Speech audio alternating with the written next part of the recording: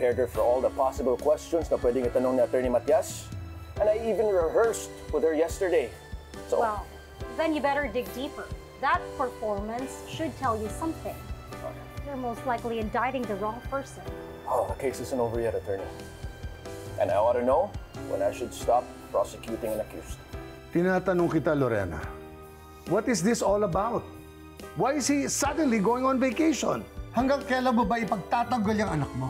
Kung may kasalanan siya, kailangan niya managot this time.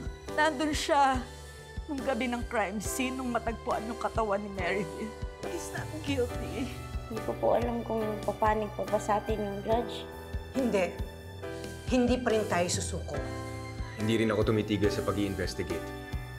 Lilith, kasama mo ako sa laban na to. Malay mo, anak.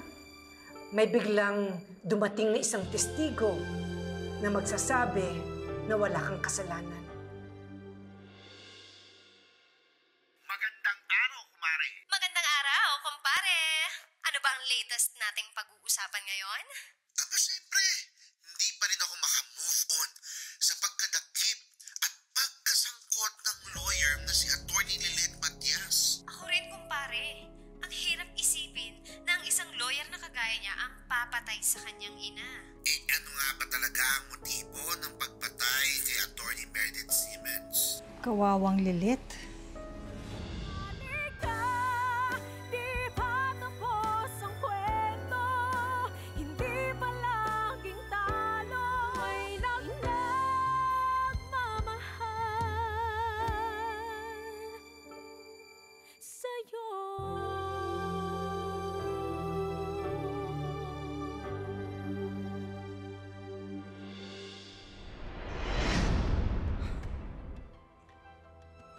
Ginagawa ng isang hampas lupa sa pamamahay ko?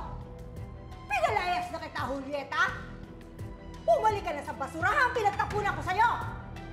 Hindi ako aalis. May karapatan ako sa pamamahay na to! Ambisyoso. Rapat sa'yo! Oo, ate. Kasi po, hindi pa ako sasaktan. Hindi pa ako si Julieta. Hindi si Lilith. Eh, saan daw siya nagpunta? Eh, hindi ko lang po alam, ma'am. Pero, narinig ko na lang po yung tunog ng motor niya nung paalis na. Eh, ang Sir Constantino mo? Ay, mas nauna po siyang umalis.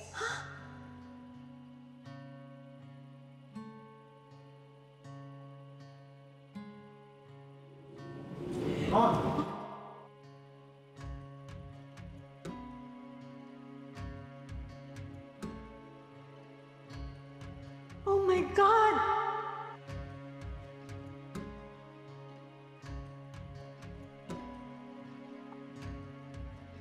Did you do it, Mom? Do what? Did you hurt Meredith? Nakita ko siya, nakahandusay sa sahig, duguan, naghihingalo. Did you hurt Meredith? No! Then who did it? Are you out of your mind? Hindi ko gagawin yun. Hindi ako mamamatay tao. Nagpunta ako doon para makiusap sa kanya. Pag makaawa, hindi para saktan siya. Then who did it, Mom? Ikaw ba? Tinuloy mo yung sinasabi mo sa akin kanina. No, Mom. I didn't. I swear. Pero sir, yung damit niyo po puno-puno ng dugo. Shut up, Marites! Teka, makinig ka. Itong jacket, pantalon, at sapatos ni Ino, susunugin mo. Naiintindihan mo? Sagot! Opo, ma'am. Wala kang nakita. Wala kang narinig.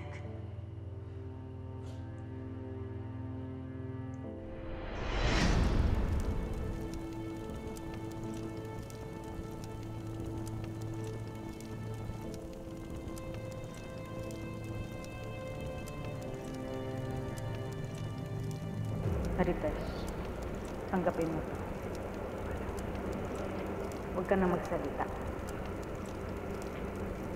Ano po nangyayari? Huwag ka na magtanong. Bukas, kapag mayroong pumutok na balita tungkol kay Meredith, wala kaming kasalanan ni Ina doon. Kawawa naman yung anak ko. lagi na lang nadadamay sa kung ano-ano.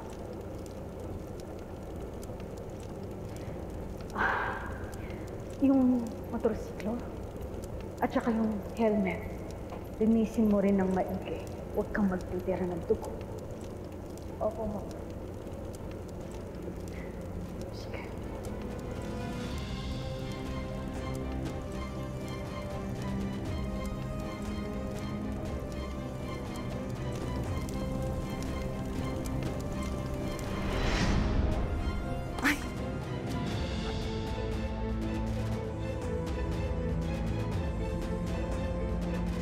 Sige na, buksan mo na yung gate. Opo, ma'am.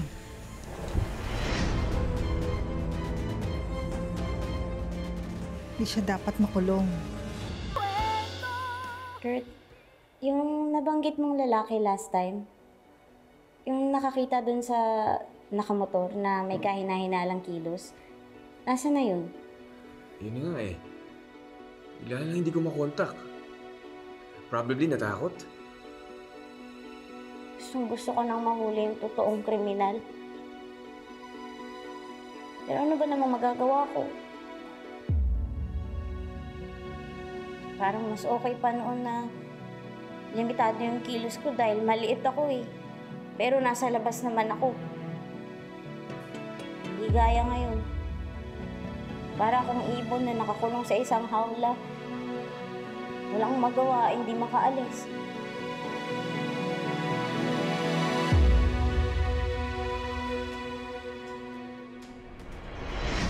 Hindi niya deserve ang makulong. Mabait at may takot sa Diyos si Lynette.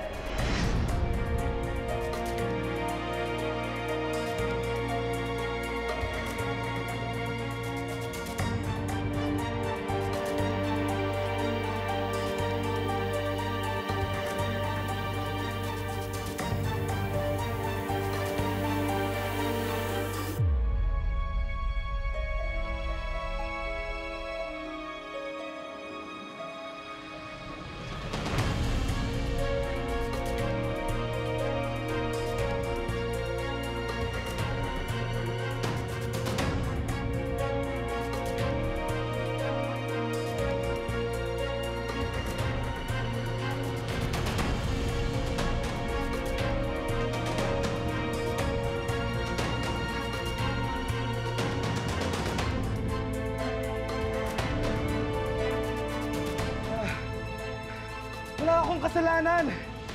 I was there pero hindi ako pumatay. Was it you, Ate Lynette?